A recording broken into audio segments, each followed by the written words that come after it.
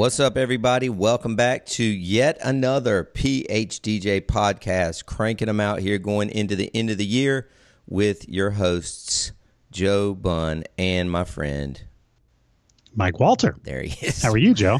Good morning, sir. Mike Walters on the other end. I didn't know if you were going to say my name or you just left it blank for me to fill in. I do it back and forth. I always like to keep you guessing over there. So this is another special edition, we're doubling up again this week. Do you want to let the listeners in on why you are so obsessed with this doubling up and hitting? I didn't know you were such a numerology guy. I didn't know you were so hinged on specific numbers. Here, I'm not. However, I did get several people message me that are, you and I aren't huge podcastologists. You know, we don't listen to a ton, but apparently in the world of podcasts, hitting 100 is monumental. It's a big deal. Okay. And I'm proud of it as well. So hold on a second. Let's preface this by saying something. One, this is pre-recorded. So, two, when does this come out, Mike? Like, what's the So I'm going to drop this on the Monday of Thanksgiving week. So what is that, the 19th, I think? Stand by. It is. Yeah, and we're pre-recording because this is the day Kelly and I are actually flying to Los Angeles this morning. So as this drops, we'll be in the air. We're going to L.A. We're spending today, that Monday, with some friends, and then we're getting on a cruise ship. On Tuesday, we're going down to Cabo, and we'll be in Cabo on Thanksgiving. So yeah, I guess I will. See you later, bitches. Yes. I got a vacation, a well-deserved and well-needed. 100% well-deserved. Quite a run. This dude worked his ass off on his book, which, if you don't have it, on this date in music.com. And by the way, so that episode at this point, when this drops, will be a week and a half old. We just dropped it today. Yep. And I didn't tell you yesterday when you interviewed me, those questions I gave you, I've hired a PR firm to help me promote this book. Yes. Those questions that I gave you are the questions we're giving anyone who books me for an interview. Those are look at you with your book. Just do that. Just show the look at the meatiness, kids. Can you hear this on the mic? On my 300 super high def EV mic. 328,000 words. Your average novel, a good meaty novel, is 100,000 words. So that's 3 times the size of it. Yeah, that's take what that, James Patterson. Months and months and months. Although, James Patterson makes a lot more money per word than I do, though. So he could care less. I love a James Patterson book. Yeah. So we are doubling up again this week as we did a few weeks ago. And it is all because Joe is obsessed with this 100 number. And he wanted us to get to 100 next week. That's because should we say why? Yes, sure. Let's do it. So on the 27th, which is a Wednesday, I'm double checking these. Nope. That's a Tuesday. So it will be the 28th. On November 28th, fans, listen up. At 9 a.m. Eastern Standard Time. 9 a.m. Eastern Standard Time, we will be having a special episode of the PHDJ Podcast live from Florida. So you can tune in live at 9 a.m. Wednesday, November 28th. And several DJs and myself and Mike are meeting up down in Florida for a little meetup, and you're going to see some of your favorites on there. I don't have the whole list right in front of me now. Yeah, this is the thing I didn't get invited to last year. My feathers were a little rough. My ego took a little bruise. But then this year, Brian Bonacisi extended an invitation to me, and I felt cool. He thought you were worthy. I felt, maybe it was the book, Mike. Maybe the book. Maybe that's it. I needed to crank out some product or something. But yes, this time I got invited, and now I feel cool again. My self-esteem is back. So Brian Bonacisi, Rob Ferre, Alex Nepa, Jason Clock, Dana Solomon, Kristen Wilson with our DJ Rocks, Vikas from Opening Minds. Have you downloaded the app? I do have that. Do you have it right there in front of me? Yeah, it's pretty cool. See who else. Little conference comes with an app, which I was really impressed by. Yes, it does. Yeah. Who else you got? Brian asked me to send a headshot, and I didn't know what it was going to be used for, so I just kicked him off a quick headshot. And then I saw and I was like, no, I need a better headshot. Replace it with this one. Did you change it out? Yeah. I said, Brian, I know you're going to hate me, but could you please just flip out my headshot? Because everyone else has these cool, badass headshots, and I just sent them like a picture that was on my phone. So. Right. Yeah. Jordan Chance, Jason Henninger from Kentucky, my man Chris. Dude, I can't wait. Chris Hintz, Dave, Digital Dave, Nate Nelson from LaForce, Drew Pierce, Chris Romero. The list goes on and on and on. Our boy Roman, longtime listener. Did you say Janai? Is he going? Yeah, Janai's going, allegedly. You know, he's hard to pin down. He's all over the place, but allegedly. Well, he's on the app. If he doesn't show up, I want my money back. Because the only reason I signed up was to spend a couple days. Janai pretty much need to leave the state, even though we live 15 miles apart. We need to leave. The only time he and I hang out is like in Vegas or think tank, or that's it. He and Marcello are the same way. I saw they were in California together. The last thing. That I wasn't at. Right. But anyway, so that's why we doubled up a couple of times in the last few weeks. So that Joe wanted to hit this 100 mark. He wasn't happy having this special episode be 98 instead of 100. So Joe's been obsessed with this number. And I'm like, Joe, we crank out enough product. Do we really need to do 2 a week? But yes, we have. We did. So here we are. Episode 100, November 28th. I'm enthusiastic about it. November 28th, 9 a.m. Yeah. All right. So let's get to it.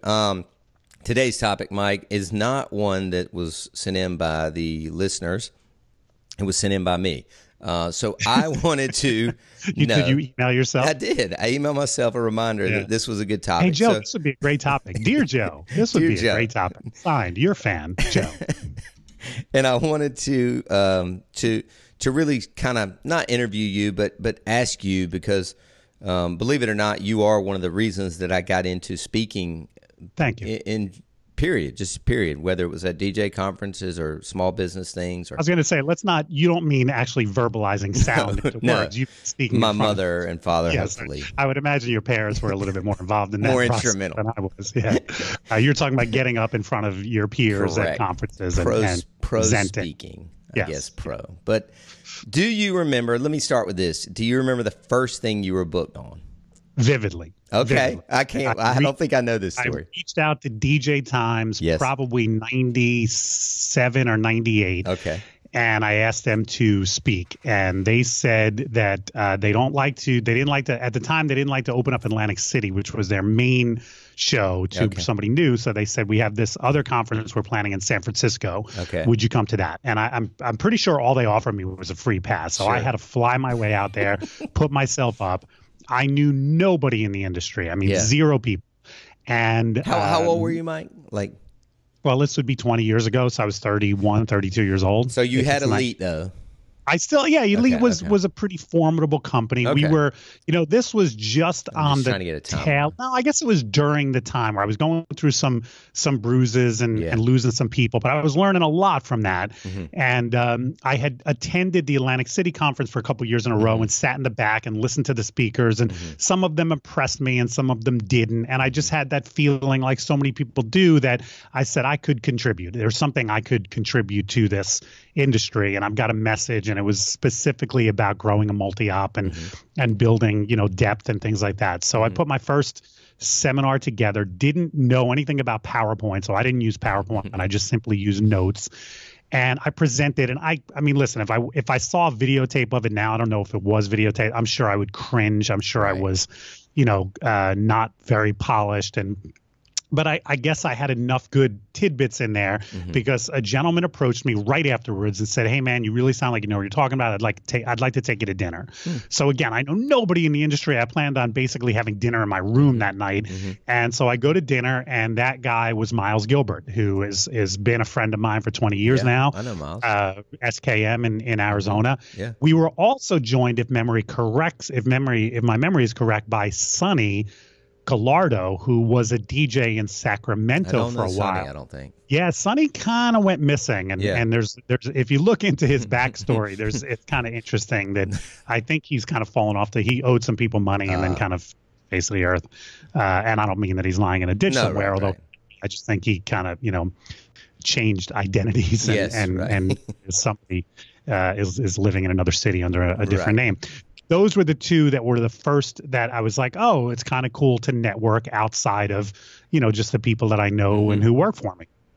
And then I guess I did well enough at that one where Ryan from DJ Times gave me a shot in Atlantic City. And I think that first conference that I went to, I saw guys using PowerPoint, and I was like, damn, I gotta figure out what that is. Yeah. It helps. And so I started using PowerPoint, and I guess my seminar started getting a little bit better and better. And then right around that time, the Disc Jockey News started, and I started writing for John. Oh, wow. That long so, ago. or maybe a couple years later. No, I guess John is a significant, because didn't John just celebrate 10 years? Man, So I guess it was significant a number of years later. But I know you're going to ask how if listeners here want to get into the game. That's right. My recommendation would be start providing content for somebody before you even speak. Nick Spinelli is a great example. Nick, and this is where you don't even need other avenues if you want to do it yourself, and that's what social media has opened up to you. But Nick spoke for the first time this year in Atlantic City, but he got approval to speak because he'd already made a name for himself by putting out those videos that he's been doing for a while. So my recommendation would be, whether you want to write articles or blogs or put up video content, but just if you can build a little bit of a legacy behind you, it is much easier to present to a Ryan Berger or a Jake from Mobile Beat or Brian and Jim from DJ Times.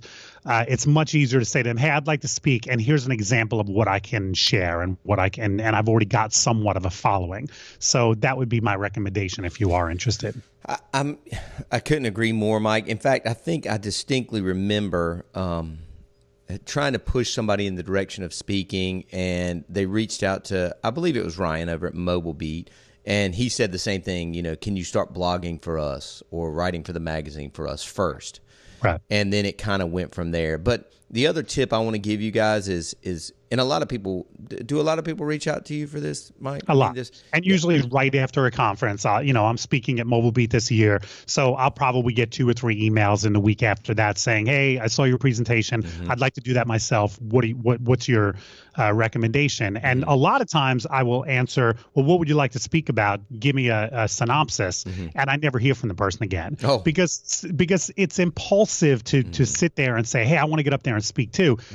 But these conferences are not interested in people who are impulsive. They're interested in people who can actually do the work to prepare something to get up on stage. So if simply asking the question, well, what would be your topic, and give me 5 takeaways from that, if that alone stops you, then you really didn't want to get it. It was just an impulse. You know what I mean? Right. It's like buying a bunch of weightlifting gear. So I'm going to get in shape. Well, okay, great. But 2 weeks later, have you actually started routine? Exactly. So I will often reply with that. Well, give me, what do you think you'd speak about? And if that stops the conversation, it shows the person wasn't really that serious. Sure.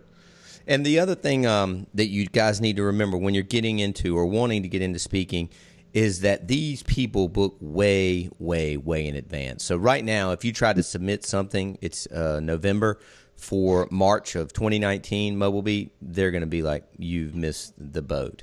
So, if you want to speak at something, if you go to a conference and the day you leave that conference and fly home, you need to get on their website, send them an email and say, when are you accepting submissions for the 2020 conference? And they'll tell you, I think Ryan even this year had like a hidden page maybe on his website where I think so, you filled out, who you were, a little bit about your company, and then exactly what Mike just said. What are you speaking about? What are the takeaways? Yeah, that's the main thing. You can give a seminar, but any of these conference organizers are going to want to know how does this benefit the attendee, and in making it interesting is not enough. Are there takeaways here that are going to build this person's company or make them more money or close more deals or market themselves better? If there aren't good concrete takeaways, then there's really not a lot. Why would you get up and speak? So I mean, 100%, Mike, and this applies to anything, guys. I mean, we're kind of Mike and I are not, and I mean, I'm saying this for you, Mike, but I'm not. I don't consider myself a professional speaker. In other words, I have a friend, Jess Ekstrom, with Headbands of Hope, which is a charity where you buy a headband and they give one to a child with cancer. Literally, she spends 3 out of 7 days on the road, Under Armour, IBM, so-and-so college, this university, speaking and telling her story about how she started this charity. Right. And I've seen her speak, and she is a pro speaker that gets paid a lot of money to speak. Right. You and I mean, I almost consider us more of an educator. You know, I mean, what would you agree, Mike? Because yeah, I would don't agree get with paid, that. I do mean, you? I have gotten I've gotten paid to speak. So in that regard, So if that's have I. the definition Right. of professional, then I do consider myself a professional speaker. Is it my profession? Right. No, it's Right. not. I mean, That's what I I don't, mean, I guess. you know, I ain't retiring on No. my speaking fees or even selling or even, you know, one of the reasons why I've produced some product here Yeah. is that there are conferences that don't pay. So the only way really to monetize it is to, you know, get off of that stage and have something of value. I'm not just talking about kicking out anything, but have something of value that you can then, you know, sell to the people who were Yes. impressed enough to want to buy it. Right. But even that, I mean, I've made some nice scratch off of that, but Sure. it ain't, you know, Yeah. it ain't replacing my full-time income No. anytime soon. The other thing it does, though, Mike, is you and I are both married. So when Mike and I say we're going to Las Vegas for 7 or 8 days, it's a lot easier to sell that coming home with having monetized it in some Look, way. honey, this is what Look, I honey, need. yeah. This was- At the end of this the was worth thing, trip. I crushed it and I sold my book and, you know, I covered my expenses and made some money for us to go to Cabo. And, and look, this happy conference that I'm life, going happy with you wife. in 2 weeks, it's one of the rare ones that I attend that I'm not, you know, I'm actually paying to go to this one. Sure. So this one, I better bring back some nuggets, and that's how that's how I judge my trips like that. Right. If I don't bring back X amount of dollars worth of, you know, stuff that is going to help Elite, then it wasn't worth it. Yeah, you know? Good point, man. Great point. Do you remember your best gig? Do you remember like that elation you left the stage and like, I just killed that shit? Yeah, I did a seminar when Drax did his conference in Vegas for a couple of years. I did a seminar called 30 Songs. And unfortunately, I only had an opportunity to present it one time because, you know, most conferences want fresh material. So No. Most DJ conferences. right. Most DJ conferences want. So I wasn't able to rehash that any other spot. But I think to date, that's probably it was a fun hour. It was interactive. It was just, you know, gushing of nuggets and takeaways and this and that. But why was it called that though? Why was because I basically showed you 30 songs. I basically said, here are 30 songs that have influenced my career and why. Oh, I didn't see that. Getting an on-air kiss. Hey, baby. What's up, Kelly? How are you, dear? I'm good. You can't Oh, hear. that's true, right? Hi, cutie. How are you? I'm good. How are you? Good. Day. Everything's good so far. All right. We'll have a continued awesome day. Thank you. Bye. Bye. I mean, have a good day. That's worth interrupting the podcast. Absolutely. So it was called that because I basically gave 30 songs that are influential to my career. Damn, and why. I'd like to see that, Mike. But then I'd also had just released the Keys DVD, and Jody Harris, who lives in. She had volunteered to help me in the back of the room selling my DVDs, and I brought a lot. I forget the exact number, but at one point, Mitch Taylor, who was helping her, came up, and I'm maybe 10 minutes left of my seminar, and he holds up a little sign for me, and it says 5 DVDs left. Oh my goodness! During the seminar itself, people were going to the back of the. And so I sold out, and I kicked myself that I didn't bring another 20 with me. Sure. But so not only, and I'm sure these two are tied together, but not only was it my financially best seminar, but I just felt like, man, I just hit a home run on that, and it was really great content. It was a fun one for me to present. So yeah, that's probably my favorite one so far.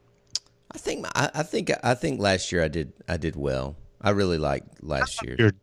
You're talking about the one at Mobile Beach. Yeah. Yeah, I loved it because it's a topic that I've often spoke on, but you gave your personal Joe Bunn spin. So I liked it a lot. Yeah, I thought last year it was a great conference. I loved yours, and you had the whole Timberlake reference. It was just a great conference last year. I'm looking forward to 2019.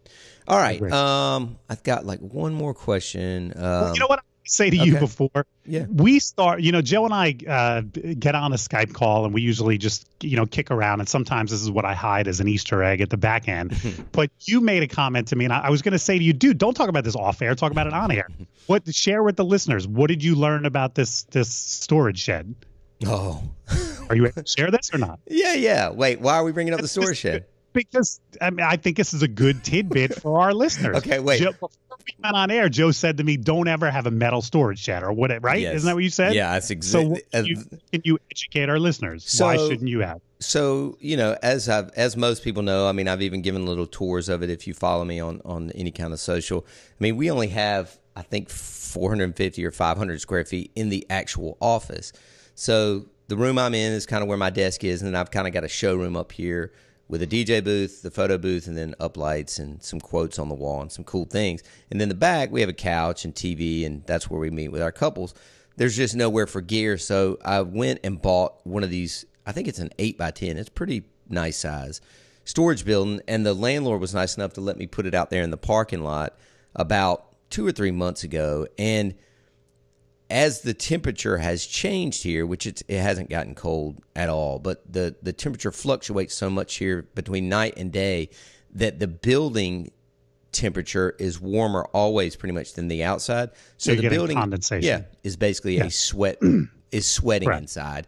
Right. And if you own DJ gear, you can imagine you don't want sweat on it. So never, ever, unless you're like, again, weed eaters, lawnmowers, shit like that, knock yourself out. Do not buy a metal storage building for DJ gear. You're welcome. So that it reminded me that a couple years ago when I was on that reality TV show that was shot out on Long Island, and if you ever saw that, it was a great show. I'm surprised it didn't get picked up. But so I was brought in. It was called Life or Debt, I think it was called. But every week focused on a different family that had fallen on hard times financially. And the week that I was on, the father, the husband, was a DJ. Yeah. So I was brought in as the DJ expert. So I spent about a half hour with him in his office, giving him advice. And I've got the earpiece in, and we're both mic'd, and we've got 2 cameras this way.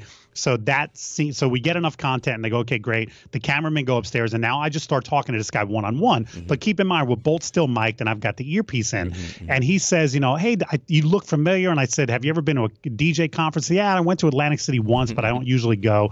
So then we started talking about that, and I started telling him the value of going to these conferences and how much you can learn. And all of a sudden, I hear in my earpiece, I need a camera downstairs. I need a camera downstairs. And this cameraman comes running downstairs, and then I hear, Mike, pick up that conversation again. I'm like, I don't even remember what we were really talking. Right. But the director chastised me later. He's like, don't ever have a conversation without a camera in front of you with these people. Right. And so it reminded me when, before we went live and you start telling me about this storage shed, I was like, Joe, save that for the air. That's good. It's good content. Don't give me that tip. Give our listeners that tip. I did. I totally gave it to Mike. I go, hey, man, don't ever put a storage.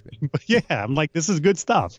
Anyway. Last thing before we close out this episode, that was a bonus tip. Don't buy a metal storage building for DJ gear. And talk off air. And don't talk off air. So we talked about the how. Mike, I really want to know, and I'll answer this as well before we wrap this one up. Why do you do it? Why do you spend countless hours preparing these slides and this content and these 45-minute to an hour-long presentations? Because we know, we just said it, we both admitted it, it's not the money. I mean, give your why, because we both got into it because we saw that there was a need. I think we probably saw enough people speak and said that we had something to contribute, or we went to enough things that were not advantageous to our careers, and we got into it. So let's both tell our why. So I have 2 whys, and I don't think either one of them are stronger than the other. I think they're both my equal whys. Yeah. I do feel like I have a message for the industry, and I can help this industry, and that's the altruistic reason. I want to give back. There you go. Mm-hmm. I want to give back, and I want this industry to be better. And so if I can educate some people and help some people out, so that is definitely a why. Mm-hmm. But my tie why is it strokes my ego. I do like being on stage and presenting, and I like getting off stage and getting raves. Nowadays with social media, I mean, again, my speaking career goes back 20 years, pre anything, pre MySpace, pre. Sure. Nowadays, when I get off stage and, I look on Facebook and I've got 20 tags of people who took a picture of me during it and are raving, oh my God, Mike just blew my mind about, does that help my ego? No doubt. And I'm not going to deny that that's a factor in it. So I think those are my two main whys. Do you have different whys? No, they're very similar, quite frankly. I think my why, first of all, I remember the turning point, and I remember it vividly. I don't remember if it was Mobile Beat or DJ Times, but I remember sitting in an audience, and a guy passed around a bucket or a hat, and he said, he was speaking about marketing. And I'm not just masking his name, but he said, put your business card in it. And it wasn't for like a drawing. It was literally so he could like do a live review of the card. And I remember, like how they pass a plate at church, communion or whatever. Yeah. And I remember looking in the bucket and looking at these cards. And even back then, whenever this was, I remember I was just like, my card is superior not only to everything in this bucket, because I looked in the bucket, to the guy that just showed his. I was like, this is the turning point. Like, I know that I know marketing in the DJ industry as well as anybody, and I'm going to speak. And so that was my turning point. So my how or my why is to help people. But I'm like you, man. I love when it connects. I love when people come up to me at my table afterwards and want to take a picture.